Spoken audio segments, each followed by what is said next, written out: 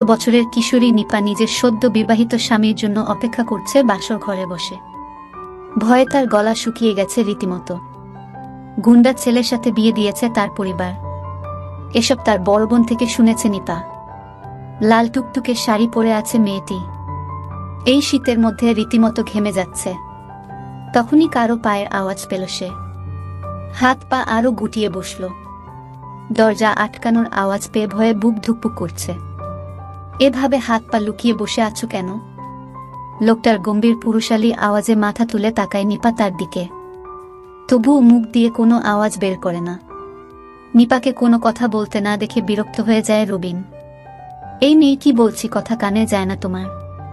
রবিনের চিৎকারে ভয় পেয়ে এক লাফে খাট থেকে নেমে যায় নিপা। খাট থেকে এইভাবে নামতে গিয়ে পাশে থাকা টেবিলের সাথে পায়ে বাড়ি খায় সে। ব্যথায় হালকা চেঁচিয়ে ওঠে। উপুট হয়ে পা দোলাতে থাকে নিপা, আর তখন মাথা থেকে ঘুমটা খুলে যায়। শীতকালের সামান্য আঘাতে অনেক ব্যথা পাওয়া যায়। রবিন নিপাকে দেখে অবাক হয়ে তাকিয়ে আছে। নিপা কান্না করছে ব্যথা পেয়ে। একে তো ভয় পেয়েছে অনেক, তার উপর ব্যথা। এই মেয়ে তোমার বয়স কত? উত্তর না দিলে মেরে ফেলব। আমার বয়স 13 হবে 10 তারিখে। নিপার উত্তরে হা করে তাকিয়ে আছে নিপার দিকে রবিন। নিপা ভয়ে ভয়ে মাথা নিচু করে দাঁড়িয়ে আছে। তোমার বয়স মাত্র 13 বছরের পিচ্ছি মেয়ে হয়ে নিজের থেকে এত বয়সে এক লোককে কিভাবে বিয়ে করতে রাজি হলে? নাকি আমার টাকা দেখে তোমার আর তোমার পরিবারের কাছে আমার বয়সটা ম্যাটার করে না? রবিনের এই কথা নিপার কানে পৌঁছাতেই মেয়ে চোখ তুলে তাকায়। গোল গোল চোখগুলো দিয়ে রবিনকে দেখে যাচ্ছে। এইভাবে রবিন তাকে আর তার পরিবারকে অপমান করতে থাকে। রবিনও প্রচণ্ড রেগে আছে। তার সাথে কিনা এরকম পিচ্চির বিয়ে হয়েছে। নিজের মা আর বাবার উপর প্রচণ্ড রাগ হচ্ছে তার। সবকিছু তছনছ করে দিতে ইচ্ছে হচ্ছে। এদিকে ওর ভালোবাসা ওকে ছেড়ে অন্য কাউকে বিয়ে করল, আর তার বাবা মা মিথ্যে বলে আরেক মেয়ের সাথে বিয়ে দিল। 13 বছরের মেয়েকে 18 বছরের বলে তার ঘাড়ে চাপানো হলো। এইভাবে আপনি আমাকে অপমান করতে পারেন না। আপনার মতো বুইড়া রাক্ষসকে আমি নিজের ইচ্ছায় বিয়ে করি নাই। আমার মতো পিচ্চি কি আপনাকে বিয়ে করতে চাইবে? আর আমার কি বিয়ের বয়স হয়েছে? নাসরিন আন্টি আমার বাবা মাকে ভয় দেখিয়ে আপনার সাথে আমার বিয়ে দিল। এই মেয়ে এত কথা বলার সাহস কোথায় পাস? চুপ থাক, না হলে তোকে যে কি করব। রবিন রাগে হিতাহিত জ্ঞানশূন্য হয়ে গেছে। এদিকে নিপা ভয়ে দাঁড়িয়ে থাকতে পারছে না। নিপার প্রচণ্ড ঘুম পাচ্ছে, রবিনের জন্য সে ঘুমাতেও পারছে না। রবিন আবার রুমের বাইরে চলে গেল। রবিন চলে যাওয়ায় হাফ ছেড়ে বাঁচল সে।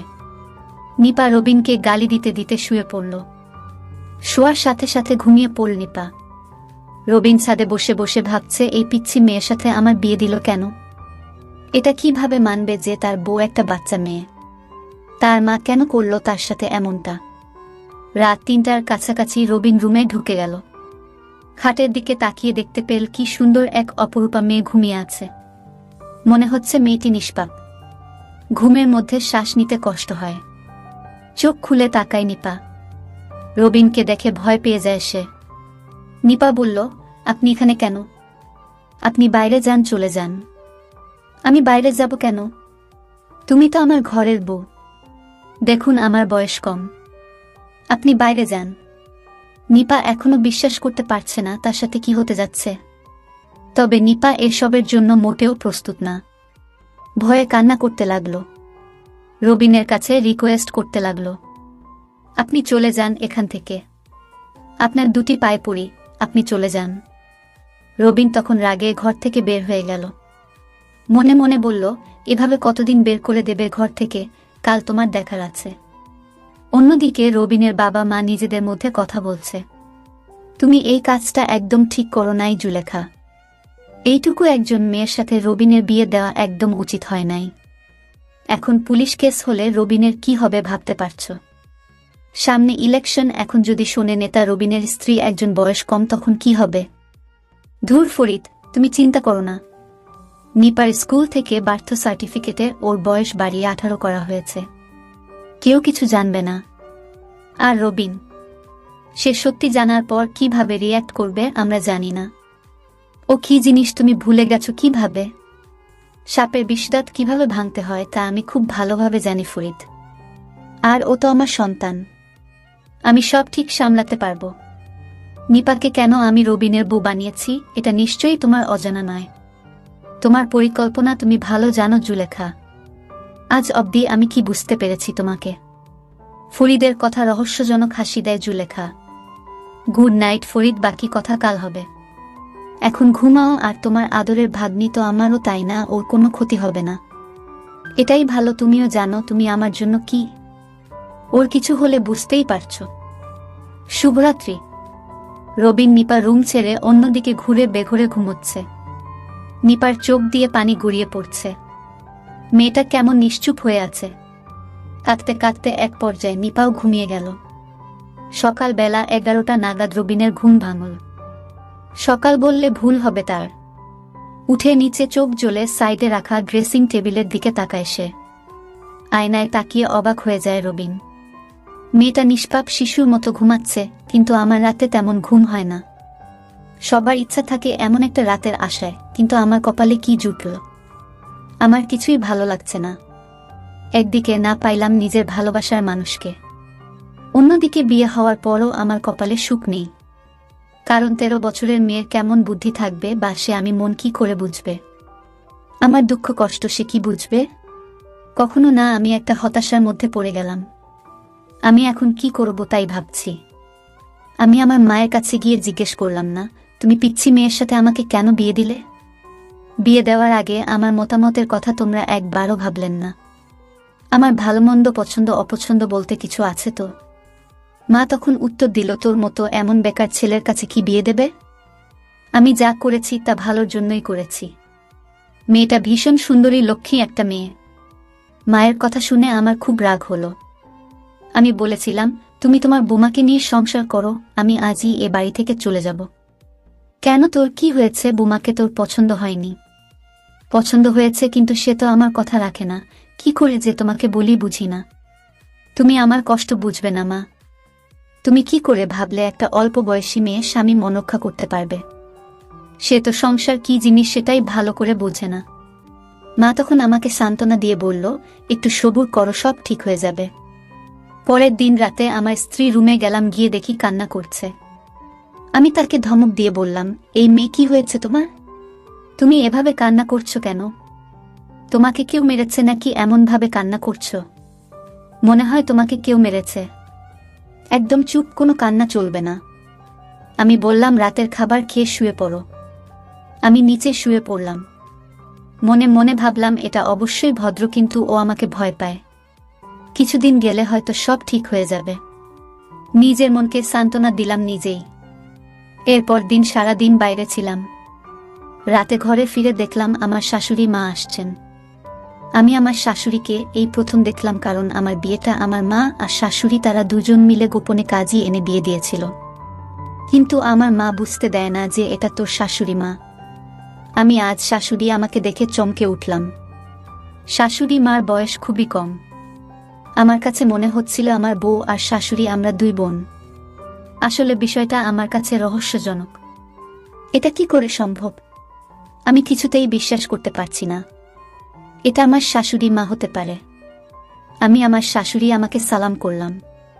শাশুড়ি মা বললেন, কেমন কাটছে তোমাদের বিয়ের জীবন? ভালো কাটছে না শাশুড়ি মা আমাদের বিয়ের জীবন। আপনারা কেমন আমার কাছে অল্প বয়সী মেয়েকে বিয়ে দিলেন, যে সংসার কি জিনিস সেটাই ভালো করে বোঝে না। আর আমারে দেখলে তো আপনার মেয়ের কান্না শুরু করে দেয়। ঠিক আছে বাবা, আমি আমার মেয়েকে আজ বুঝিয়ে সব বলে দেব। রাতে ঘরে শুনতে পেলাম আমার শাশুড়ি আর আমার স্ত্রীর মধ্যে আলাপন। আমার স্ত্রী বলল, মা তুমি এটা কি করলে? একটা বাজে ছেলের সাথে আমার বিয়ে দিয়ে দিলে। আমি তাদের কথা শুনে অবাক হয়ে গেলাম। আমার কাছে মনে হলো বিশাল বড় পাহাড়টা আমার মাথায় পড়ল। আমি তাদের কথা শুনে অবাক হয়ে গেলাম। আমার স্ত্রী আমাকে বাজে বলল কেন? তার মানে সে আমাকে পছন্দ করে না, তার অনিচ্ছায় বিয়ে হয়েছে। আমার মাথায় কিছু ঢুকছে না। আমি মহা চিন্তায় পড়ে গেলাম। তাদের সব কথা আমি শুনে ফেলি, কিন্তু সে আমাকে বিয়ে করল কেন? আমি এর রহস্য তো বুঝতে পারছি না। আমিও মনে মনে সিদ্ধান্ত নিলাম, এর শেষ দেখব। পরের দিন সকালে আমার শাশুড়ি আমাকে বলল, বাবা, আমি আমার মেয়েকে সব বুঝিয়ে দিয়েছি, এখন থেকে তোমার সব কথা রাখবে। আমি বললাম, ঠিক আছে মা। আমি রাতে আমার ঘরে ঢুকে দেখি আমার স্ত্রী আজ অনেক হাসি খুশি। আমি তাকে জিজ্ঞেস করলাম, কি তোমার এত হাসি খুশি লাগছে কেন? সে তখন উত্তর দিল, আমি তখন হাসব আর কখন কাঁদব, এটা আমার ব্যক্তিগত বিষয়। আমি তার কথাটা কিছুতেই সহ্য করতে পারলাম না। আমি কাছে গিয়ে দিলাম একটা চড়। মেয়ে, তুই আমায় কি ভাবছিস? মনে করছিস তোর সকল অপমান আমি মুখ বুজে সহ্য করব? কিন্তু মারার পর লক্ষ্য করলাম আমার স্ত্রী অজ্ঞান হয়ে গেল। আমি মনে মনে ভাবলাম, এটা আমি কি করলাম? মরে গেল না তো? তাড়াতাড়ি হাসপাতালে নিয়ে গেলাম। তারপর ডাক্তার বলল, আপনার স্ত্রী গর্ভবতী, আপনি বাবা হতে যাচ্ছেন, মিষ্টি খাওয়ান। আমি ডাক্তারের কথা শুনে অবাক হয়ে গেলাম। আমি দু চোখ দিয়ে অন্ধকার দেখতে পেলাম। আমার মাথায় মনে হয় আকাশ ভেঙে পড়ল।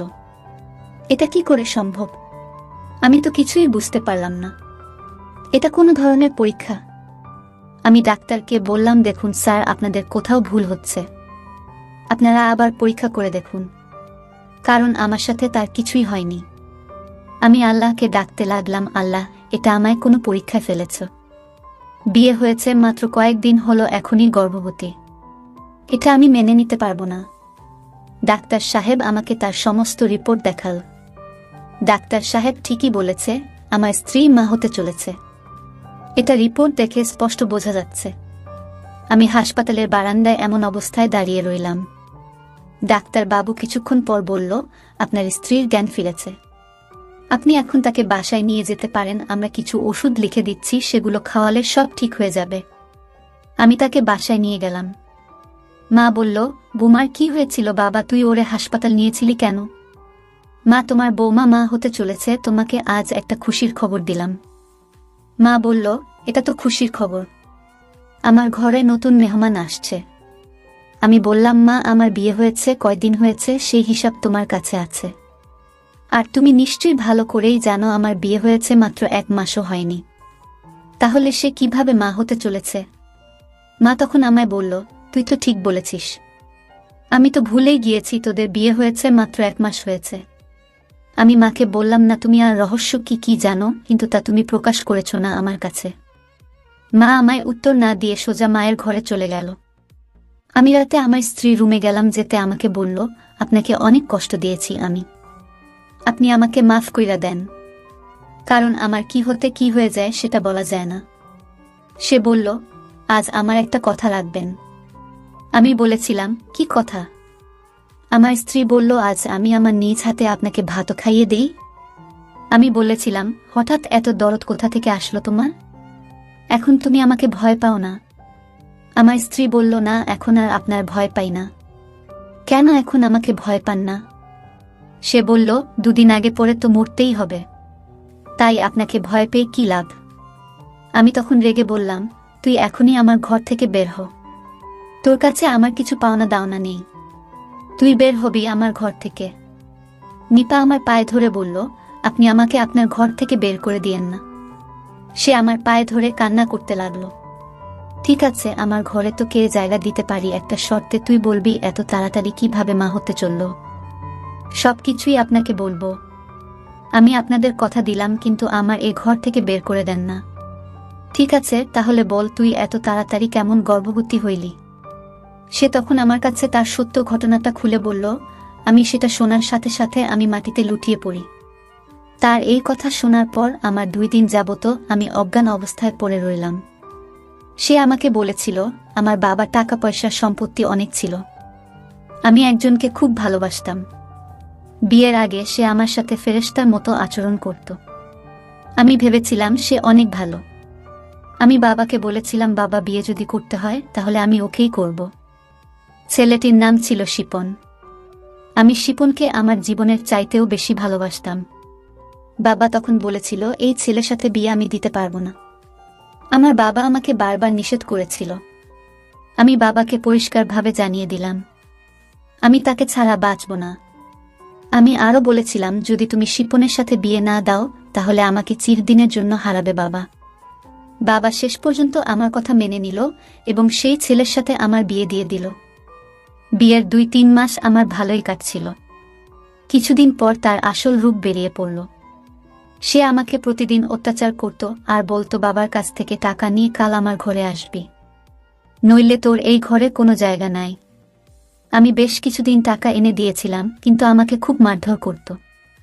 পরে জানতে পারলাম ছেলেটি ভালো না।